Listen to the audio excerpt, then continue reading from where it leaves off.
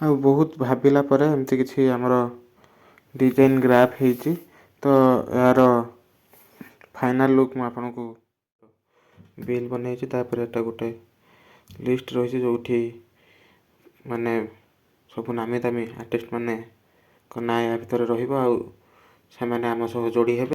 ନମସ୍କାର, ମୁଁ Aman Behera, founder and CEO of artist studio. ମୋ ନୂଆ ଷ୍ଟାର୍ଟଅପ୍ରେ ଆପଣମାନଙ୍କୁ ସ୍ୱାଗତ।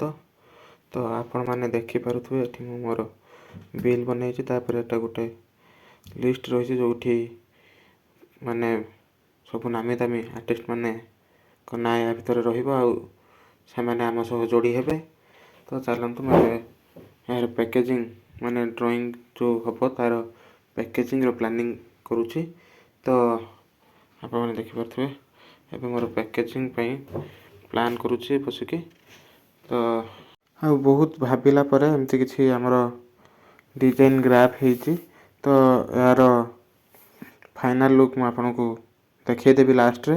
ତ ଇଏ କିଛି ଥିଲା ବ୍ୟାକ୍ ସାଇଡ଼୍ର ଡିଜାଇନ୍ ଆଉ ଫ୍ରଣ୍ଟ ସାଇଡ଼୍ର ଡିଜାଇନ୍ ଆଉ ଏହାର ଗ୍ରାଫିକ୍ସ ମୁଁ ଆପଣଙ୍କୁ ଭିଡ଼ିଓର ଏଣ୍ଡରେ ଦେଖେଇ ଦେଉଛି ଆଉ କେମିତି ହେଇଛି ଆପଣମାନେ କମେଣ୍ଟ କରିବେ।